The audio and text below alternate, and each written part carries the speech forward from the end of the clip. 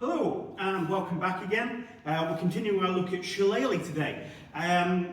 We spent a bit of time last week looking at riposte, so we've got this kind of basic backwards and forwards.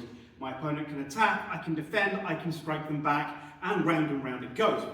However, everything we've done so far has been done at this kind of, what is actually an extreme range for Shillelagh, where my strike is coming in at about here. That's actually the furthest range there is for Shillelagh, because anything further away, I can't reach it. Now, obviously, I could extend my grip on the stick. I don't want to do that. The reason I don't want to do that, and the reason I don't want to focus any more time on this range, is realistically, if I'm fighting with the Shillelagh, I want to be in here. So, the problem is, how do I get from here to here without having my head opened up? Now, obviously, I could do that under the cover of a block, so an attack could come in. I could block that and close whilst he is recovering from that attack. It's okay, it's not bad, but what it does unfortunately rely on is I now have to wait for him to attack. He's initiating, and let's face it, he's unlikely to throw out a straight attack. So I'm leaving myself open to being fooled and getting hit on that first one. Instead, I want some ways that are going to allow me in. Now, having said that, there are three different ways to charge in, and the first of them I don't like for several reasons. One, because it involves waiting for my opponent, but also secondly because it leaves me very open and it leaves me very worried. Now, my opponent say has more of a kind of baseball bat mentality, this is a club rather than another Shillelagh wielder, there's still quite a strong temptation, rather than to come in full blowy, is to just try and take one of my hands out. Because if he can just smash down there, he knows that he's taking away my ability to fight. So if we've got this kind of diagonal hit coming in against my hands, boom, coming in here. One option I've got is to pull my hands completely out of the way and then step in and trap the arm once he's gone. Yeah? And obviously from here I can bring my knee in, I can start using the cane in his face. I've got options. However, it does unfortunately have this moment where I am here. And this leaves me, I feel, very open, and again I'm waiting for him. So that is an option, this kind of slip of the hands and in, but it's not one I like. So let's look at the ones I do like. The first of them is, pardon me, it's called clipping, and I really like clipping. What I'm going to do is, when an attack comes out, coming in for this side here, what I'm going to do is I'm going to pass forward underneath it. Here. So I'm getting in nice and close. Now, obviously, I'm still going to get my head under risk, so whilst I'm doing that, I'm going to bring the cane up and over my head to guide the stick over as I get in.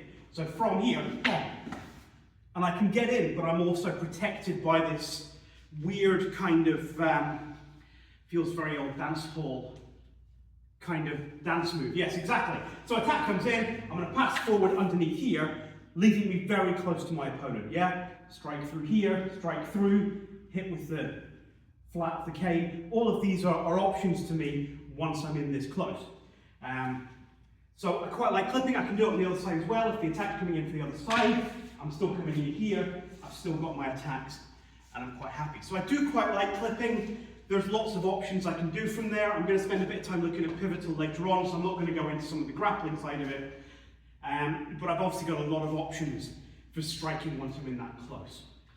The third one, so we've had the hand void, we've got the clipping. Third one is the follow-in, or the charge-in, which is probably the most common. And the reason this one works so well is because I initiate it. So what I'm going to do is throw my strike out, and I know my opponent's going to parry. But as soon as they've parried, as soon as I've thrown the strike rather, I'm following it and catching it back here. Now the important thing is my hand has to get past their cane. Yeah? Yeah? Well, I'm not so worried about punching it, I'm more worried that if I'm here, it's a very different dynamic to being here on where I'm going to go next. So that allows me to get in very close. So if my opponent's on guard, boom, I can be in here before they've had a chance to really get to grips with what's going on. Yeah? And yes, you know everything that's coming, but we're going to cover that next week. What I wanted to cover for this week was just the process of getting in. Now, there's a couple of things worth mentioning on this one. One is that I need to swing my foot.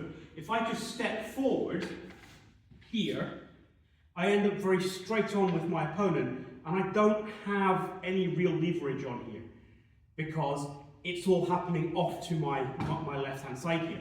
So instead, as I throw that, I want to swing this hip around so I actually end up offline and everything is now in front of me. I've got lots of pressure I can apply to this and my opponent is slightly to my side. So that's really important. The other thing is that I need to go for it. I can't throw this out and now decide to go, because by the time I've got in, he's pulled back and I become vulnerable. So if I'm doing this, I've got to throw and follow it straight in.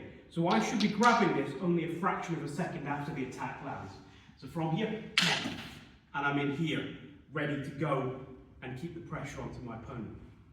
So that's just 3 really good ways of closing in. I mean, technically 4 if you count the after a parry. What we're going to look at next week is what we can do once we're in nice and close. And there's lots of horrible things we can do to our opponent, so we're going to look at that next week. So, come in, because all the violence really kicks off, and that's what you've been waiting to see. So, we shall catch you with that next week.